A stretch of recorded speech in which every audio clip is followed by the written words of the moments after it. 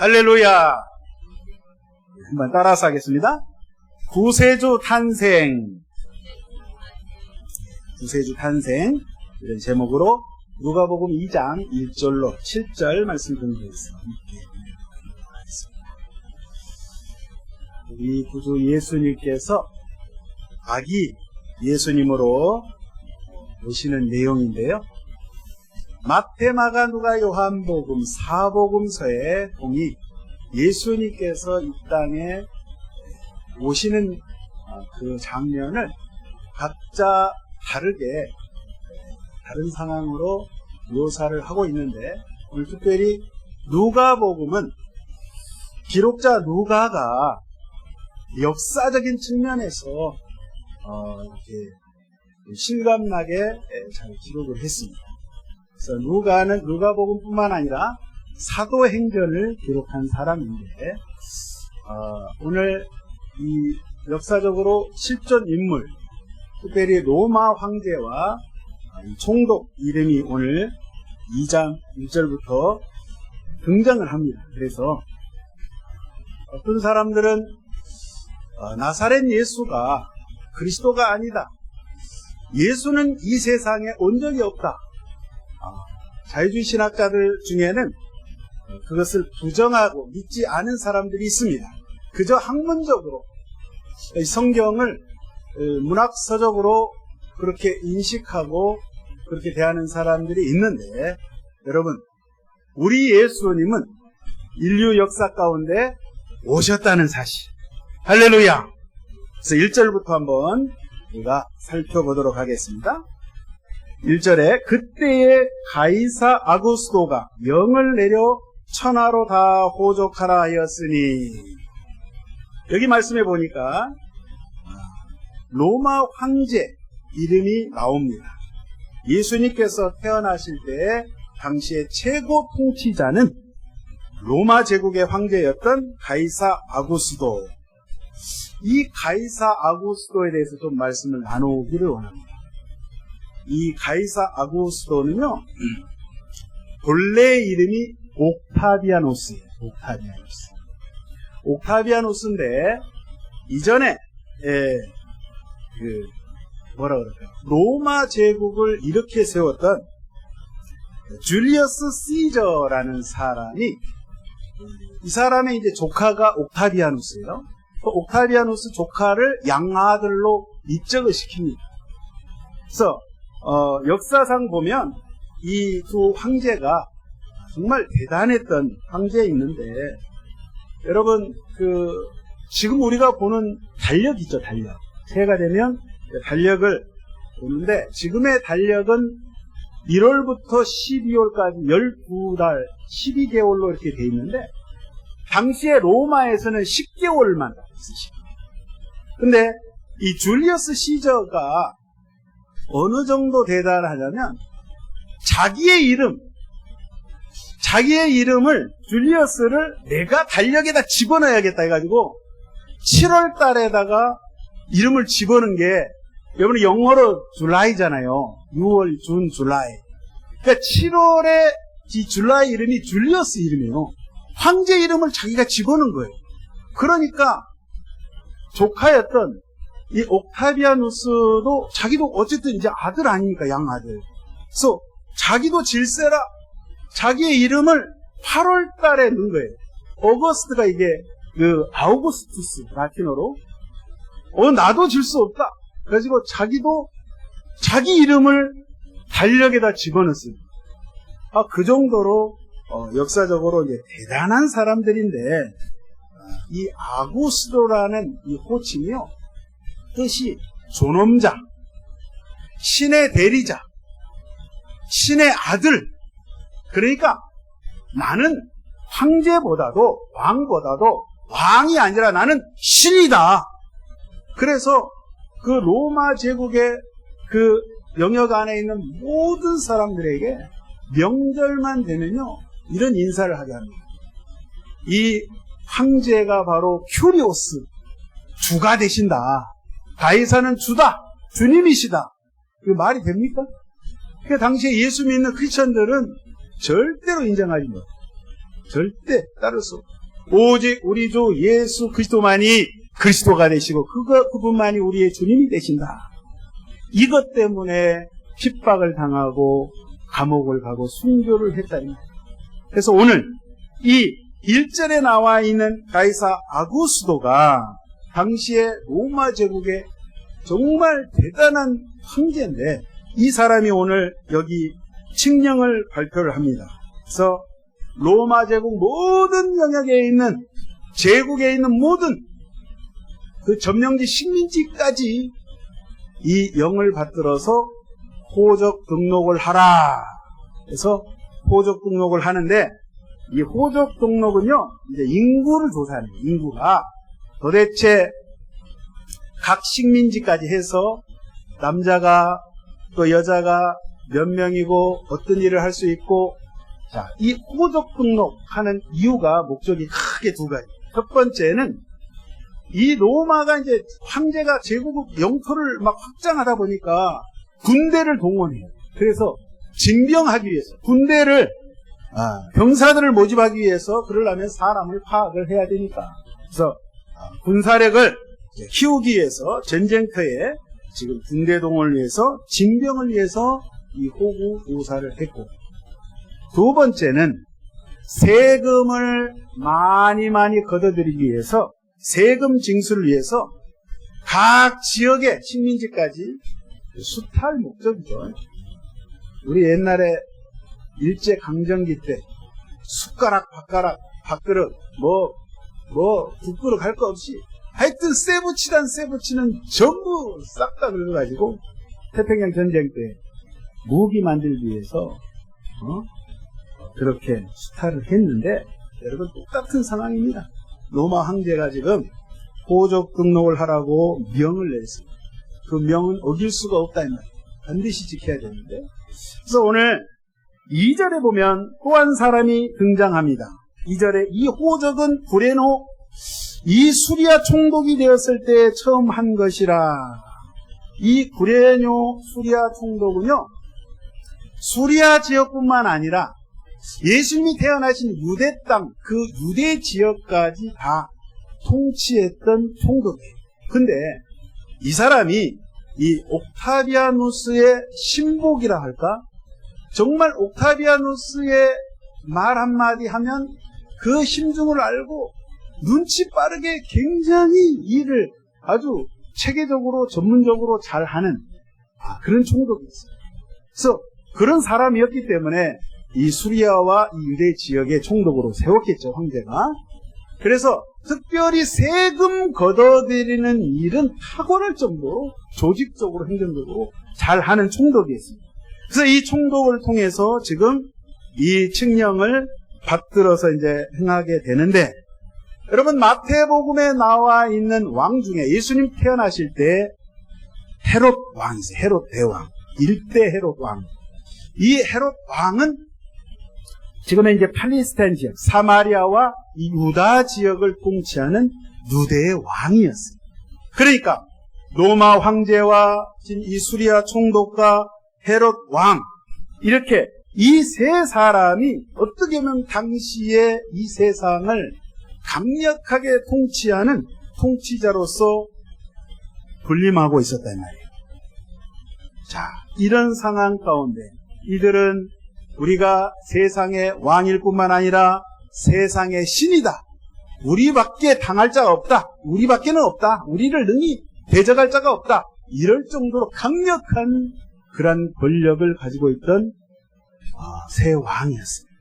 그런데 겉보기에는 이 세 왕이 이 세상을 움직이는 것 같지만 실상은 우리 하나님께서 언약하신 하나님의 말씀을 따라 하나님께서 이 세상을 통치하고 계신다는 사실이 오늘 이 말씀 저변에 딸려 있다는 거예요.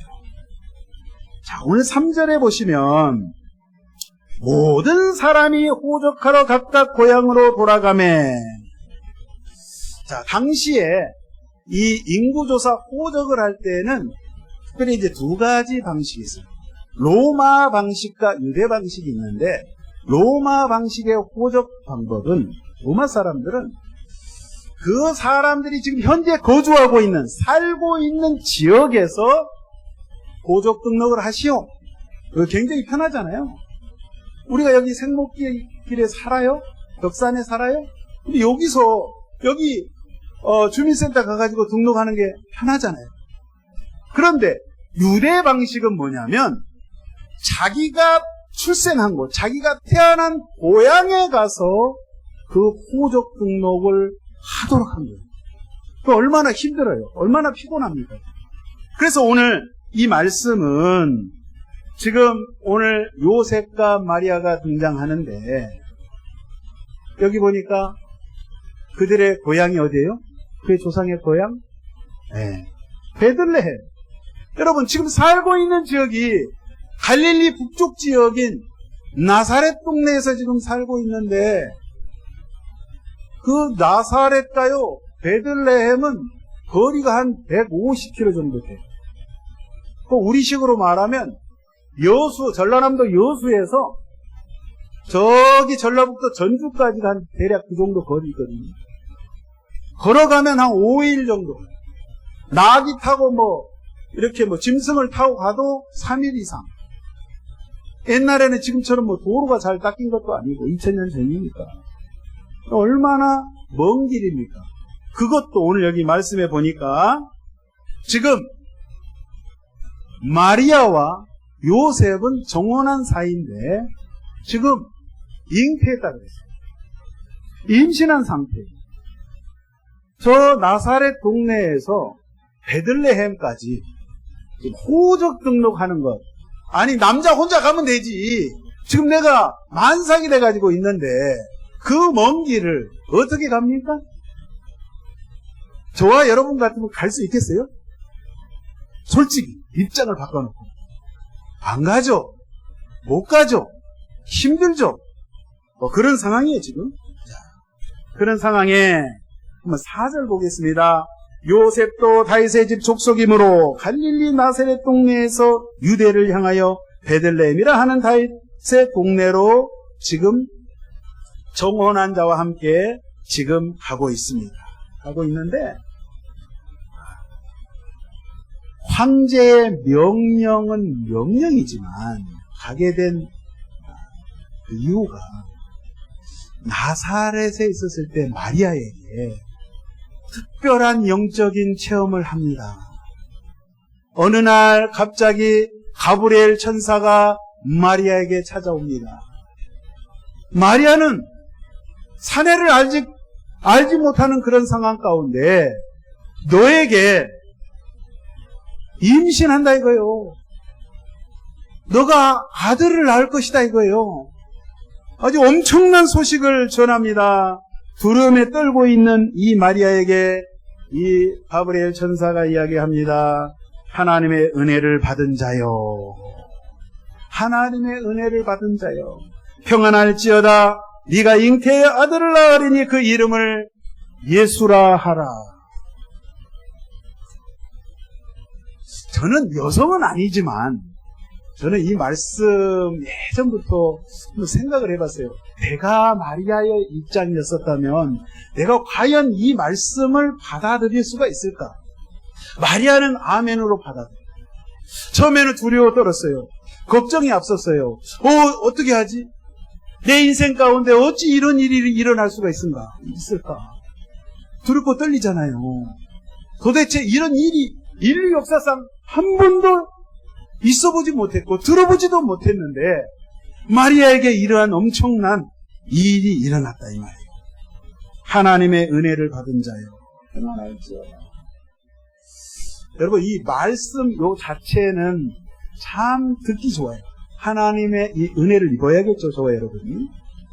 은혜를 입어야 되는데 앞으로 마리아의 인생길이 또 마리아의 몸에서 동정녀 몸에서 태어나실 예수님의 인생을 그 33년의 짧은 인생을 놓고 봤을 때 세상적으로 봤을 때는 그다지 은혜스럽지가 고난의 길이요 죽음의 길이요 통곡의 길이요 남들이 봤을 때 절대 비정상적이에요. 정상이 아니에요. 그 어머니 마리아가 아들 예수를 봤을 때 남에게는 이야기할 수 없는, 다른 사람들에게는 도저히 이 이야기를 꺼낼 수 없는, 혼자만이 평생 무덤에 갈 때까지, 저 천국에 갈 때까지 혼자 담고 혼자만 생각하고 이것을 죽음에까지 가지고 가야 될 이 내용인데, 여러분 한번 생각을 해보세요. 근데 천사를 통해서 하나님의 큰 은혜를 받은 자여 평안할지어다, 하나님께서 마리아를 쓰시면, 그랬을 때 이 천사를 만났던 마리아가 이 심중에, 이 마음에 이걸 생각하고 지금 그 나사렛 동네를 떠나서 저 먼 길 베들레헴으로 가는데, 여러분 나사렛이란 그 동네와 베들레헴이란 이 동네는 이미 하나님께서 650년 전, 700년 전에 여러 선지자를 통해서 말씀하시는데요. 특별히 이사야서의 11장 10절에 이 말씀을 예언하고 있어요. 이사야 선지자를 통해서. 그날에 이새의 뿌리에서 한 싹이 나서 만민의 기치로 설 것이요 열방이 그에게로 돌아오리니 그가 거룩한 것이 영화로우리다. 이새의 뿌리에 한 싹이 난다. 이새의 뿌리 뭐예요? 무슨 말이에요? 이새 후손 다윗의 후손을 통해서 그리스도 예수님 메시아가 오시는데, 이새의 뿌리에 한 싹, 여러분 싹이 땅에서 트잖아요? 발아하잖아요? 이 싹이라는 표현을 원어에 보니까 이게 참 신기해요. 어쩌면 이렇게 딱 맞아 떨어지는지. 여러분 이 말씀이 히브리어로 넷제르 따라서 넷제르 따라서 하겠습니다. 넷제르, 싹이라는 뜻이, 싹 줄기라는 뜻도 되는데, 이 넷제르가요 나사렛하고 알파벳 자음이 같아요. 희한하게. 그러니까 이새의 뿌리에서 한 싹이 난다. 이 말은 이미 700년 전에 이사야 선지자를 통해서 예언한 것이, 나사렛 그 지역에서 하나님께서 약속하신 메시아가 성장할 것이다, 자랄 것이다, 이거를 예언했다 이 말이에요. 미가 선지자를 통해서 650년 전에 이미 예수님 오시기 전에 650년 전에 5장 2절에 이렇게 기록합니다. 오늘 묵도할 때 똑같은 말씀. 베들레헴 에브라다야, 너는 유다 족속 중에 작을지라도 이스라엘을 다스릴 자가 내게서 내게로 나올 것이라. 그의 근본은 상고의 영혼에 이르느니라. 베들레헴에서 구주가 나신다 이 말이에요. 메시아가. 이미 이것을 하나님께서 선지자를 통해서 약속하셨어요. 약속하신 그대로 주님께서 오시는데, 그 언약의 말씀을 이루시기 위해서 하나님께서는 마리아를 통해서, 요셉을 통해서, 여러분 호적 등록하러, 그때 당시에 메시아는 분명히 베들레헴에서 이스라엘 민족, 히브리 민족을 구원할 메시아가 올 것이라는 것을 대망하고 갈망하는데, 여러분 이 베들레헴에서 올 것을 그 누가 알았겠어요? 예수님이 태어날 것을 그 누가 알았겠어요? 당시의 정황상 로마 정부에서는요, 유대 사람들은 남자들 특히 군대에 안 보냈어요. 다른 식민지 지역에는 남자들을 호구조사해가지고 다 전쟁터에 보냅니다. 그런데 유대 지역 출신들만큼은 군대에 안 보냈어요. 왜 그러냐면, 유대 지역 사람들은 유난히 로마 정부에 반감이 있어가지고 막 독립운동 한답시고 막 총칼을 들고 저항하는 그 다른 지역에 비해서 유난히 심해요. 그래서 유다 지역의 남자들은 군대 보내지 마, 뽑지 마. 그래서 요셉도 군대를 안 간 거예요. 그래서 아무튼 간에 이런 정황 가운데 지금 베들레헴에 오늘 가서 호적 등록을 하는데, 여러분, 이 두 부부가 베들레헴에 갔었을 때 누구 한 사람 반겨주는 사람이 없어요. 지금 오늘 여기 말씀해 보니까 기가 막힌 말씀이 있어요. 첫 아들을 낳아 강보로 싸서 구유에 누였으니 이는 여간에 있을 곳이 없습니다. 한번 따라서 하겠습니다. 여간에 있을 곳이 없습니다. 물론 베들레헴이 조그만 마을이니까, 조그만 촌동네니까 무슨 특별한 여관이 있겠어요? 뭐 거기가 무슨 관광지도 아니고 무슨 거기가 예루살렘 정도 돼야 뭐 여관도 있고 뭐 이럴 텐데, 지금 많은 사람들이 그 고향 땅에 찾아와서 호적 등록하러 와서 사람들이 바글바글. 근데 오늘 여기 말씀해 보니까 지금 있을 곳이 없습니다.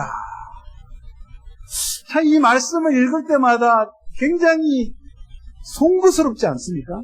죄송스럽고. 아니, 만왕의 왕, 만주의 주가 되신 우리 주님이 이 땅에 태어나시는데 세상에 태어날 곳이 없으셔서 그 방도 아니고 짐승이 살고 있는 그 우리의 그 구유에, 그 구유가 짐승이 먹는 밥통, 연물통 아닙니까?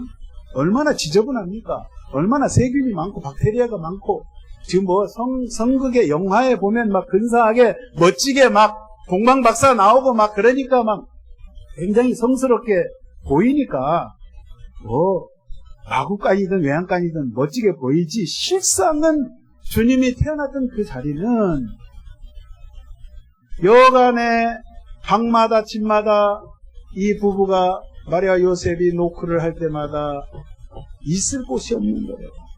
누구 하나 반겨주는 사람이 없는 거예요. 곧 아이가 태어나는데, 자, 통증은 시작되는데, 정말 그런 상황 가운데 누일 곳이 없어서 지금 구유에 강보에 싸서 누였다고 했어요. 강보가 뭐예요? 쉽게 말하면 헝겊천이에요. 천. 여러분, 옛날에 과거에 이집트에서 사람이 죽으면 미라로 방부 처리할 때 붕대로 칭칭 감습니다.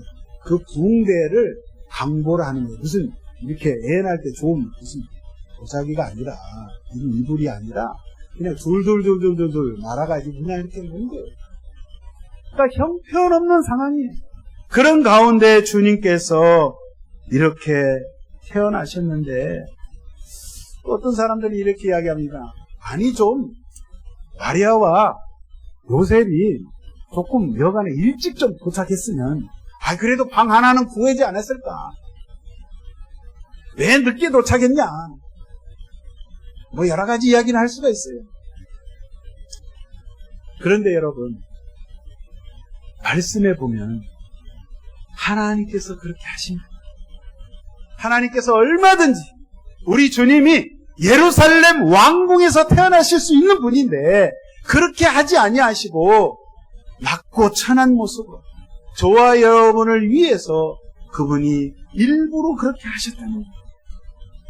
고린도후서 8장 9절에 분명히 바울이 기록합니다. 우리 주 예수 그리스도의 은혜를 너희가 알거니와 부요하신 이로서 너희를 위하여 가난하게 되심은 그의 가난함으로 말미암아 너희를 부요하게 하게 하십니다. 부요하신 우리 예수님이 가난하게 되신 것은 저와 여러분을 위해서 일부러 가난하게 되셨다는 거예요. 왜? 저와 여러분을 부요케 하기 위해서, 영적으로 풍성하기 위해서. 그분이 왜 고난을 당했냐? 왜 십자가를 지셨냐? 왜 죽음의 길을 갔냐?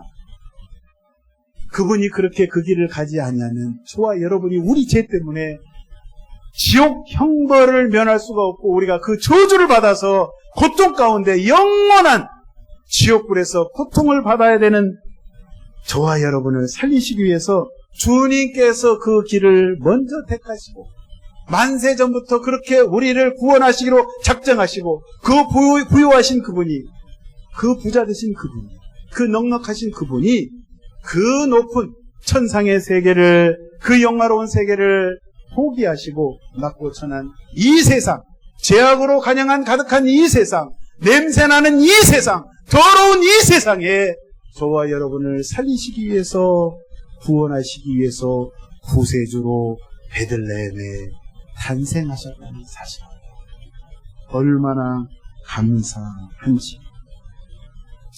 여러분, 이 베들레헴, 베이트레헴이라는 말, 떡집, 빵집, 음식이 있는 집, 눈에 보여지게 육신의 양식이 가득하지만 실질적으로 우리 예수님은 하늘 양식으로, 진정한 베들레헴으로 이 땅에 저와 여러분을 살리시기 위해서, 우리를 하늘 양식으로 풍성히 채워주시기 위해서, 그 양식으로 우리를 배불리기 위해서 주님께서 그 살과 피를 십자가상에서 허락하셨다는 사실.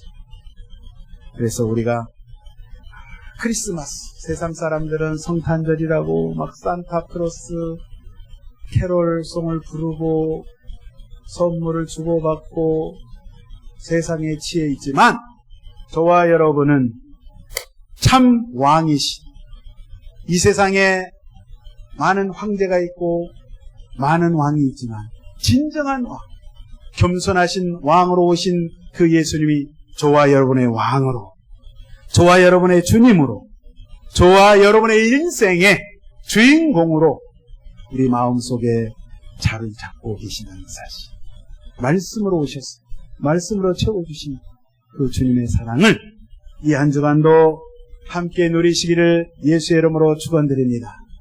그래서 날마다, 바라옵기는 날이면 날마다 성탄절이 됐으면 좋겠어요. 날이면 날마다 우리 예수님, 구주 예수님, 나의 구주가 되셔서 내 인생 삶 가운데 메리 크리스마스, 할렐루야. 그래서 항상 나를 위해서 오신 그 예수님을 기뻐하고 즐거워하시고 찬양하시고 경배하시고 높이시는 그러한 아름다운 복된 삶 사시기를 예수의 이름으로 축원드립니다. 기도하겠습니다. 고맙고 감사하신 아버지 하나님, 너무너무 감사합니다. 아버지여, 웬일인지 웬말인지 우리 자신을 생각할 때 구원받을 만한 아무런 자격도 없는 저희들을 사랑하여 주시고, 저희들을 용서하여 주시고, 저희들을 용납하여 주시고, 우리를 아버지 그리스도의 십자가의 사랑으로 품어주시니 감사합니다. 우리를 살리시기 위하여 2000년 전 저 유대 땅 베들레헴에서 아기 예수로 오신 그 예수님을 찬양하고 찬미하오니, 주여 하나님 영광받아 주옵소서. 말씀이 육신이 되어서 오신 예수님 환영하고 인정하고 모셔드립니다. 그 좋으신 주님과 이 한 주간도 아버지 동행하길 원하오니 성령으로 말씀으로 역사하여 주셔서 날마다 아기 예수님 찬미하며 기쁨으로 나가게 하여 주시옵소서. 주님께서 이렇게 인도하여 주심을 믿사옵고 감사하며 예수 이름으로 기도하옵나이다. 아멘. 우리 말씀 생각하시면서 하나님 아버지, 아기 예수로 오신 우리 예수님, 우리가 항상 기뻐하고 즐거워하고, 우리가 이 세상 살면서 만나는 사람들에게 자신 있게 기쁜 마음으로 우리 예수님을 증거하는 저희들 되게 하여 주옵소서. 주여 삼창하시고 동성으로 간절히 기도하도록 하겠습니다. 주여, 주여, 주여. 살아계신 하나님 아버지, 고맙고 감사합니다. 우리 아버지 하나님, 아버지여, 인생의 몸을 입으시고 육신의 몸을 입으시고 인성을 가지실 뿐만 아니라 신성을 가지신 우리 주 예수 그리스도께서 겸손의 왕으로 아버지 하나님 우리의 인류를 구원하시기 원하여 이 땅에 아버지 하나님 오신 그 주님을 환영하고 모셔드립니다. 아버지 하나님, 이 세상 살아가는 동안에 아버지 하나님 우리 예수님 오심을 날마다 기뻐하고 즐거워하고 감사하며 아버지 그 좋으신 주님을 증거하며 살아갈 수 있는 저희들 되어지게 하여 주시옵소서. 어느 곳에 있든지 이 좋으신 주님을 찬양하길 원합니다. 오 임마누엘 되신 주 하나님을 찬양하길 원합니다. 아버지 하나님 우리를 구속하신 예수와 그 예수와를 찬송하길 원합니다. 아버지 하나님 우리의 죄를 사하시고 우리의 모든 아버지 저주와 아버지 우리의 허물을 모든 예수 보혈의 피로 덮어주시고 우리를 하나님의 자녀 삼아주시고 아버지 한산도 하나님께서 지켜주신 그 하나님의 사랑 앞에 감사 감격하며 우리 주님 의지하며 주의 말씀 따라 살아갈 수 있는 저희들 되길 원하옵고 소망하고 갈망하오니 우리 아버지 인도하여 주시옵소서. 우리 아버지 붙잡아 주시옵소서. 아버지 우리 동영교회 모든 성도님들 한 분 한 분을 붙잡아 주시고 진실로 말씀에 깨어있는 삶 아버지 성령으로 충만한 삶 되어지게 하여 주시옵소서. 원수 마귀가 넘보지 못하는 그야말로 아버지 영적으로 강한 주의 백성들 되게 하여 주시옵시고 기도하지 않고는 견딜 수 없는 하나님의 귀한 백성들 되게 하여 주시옵시고 하나님의 말씀을 증거하지 않고는 견딜 수 없는 마음을 허락하여 주시고 오직 생명의 주 그때의 말씀 쫓아서 살아갈 수 있는 저희 모두가 될 수 있도록 우리 아버지 인도하여 주옵소서. 우리 아버지 붙잡아 주옵소서. 우리 아버지 함께하여 주시옵소서. 주님이 붙잡아 주시고 인도하여 주심을 믿사옵고 감사드릴 때 예수의 이름으로 기도하옵나이다. 아멘. 여러분 아프신 분은 아픈 곳 위에 문제가 있으신 분 가슴에 손을 얹으시기 바랍니다. 제가 기도하겠습니다. 좋으신 아버지 은혜와 사랑을 참으로 감사합니다. 아기 예수로 이 땅에 오셔서 아버지 하나님 우리 인생의 모든 문제 그 문제들 가운데 죄악의 문제 주님께서 해결하여 주심을 감사합니다. 주 예수를 믿으라 그리하면 너와 내 집이 구원을 받으리라 말씀하신 아버지 우리가 예수 믿고 아버지 죄 사함받고 용서함받아 하나님의 백성 되게 하여 주시니 너무너무 감사드립니다. 아버지 기도하는 것은 저들 가족 가운데 그리스도를 아직 영접하지 아니한 사랑하는 부모 형제 자녀들 일가 친척들을 하나님 기억하여 주시옵소서. 저들 속히 아버지 이 해가 가기 전에 금년 24년 이 한 해가 저물기 전에 속히 회개하고 돌아오게 하여 주시옵소서. 두 손 들고 나는 죄인이라고 눈물 뿌려 하나님 앞에 통곡하며 아버지여 나의 죄를 용서하여 주옵소서. 내가 모르고 하나님 앞에 범죄사오니 주여 용서하시고 예수님의 십자가의 보혈로 정결케 하여 주옵소서.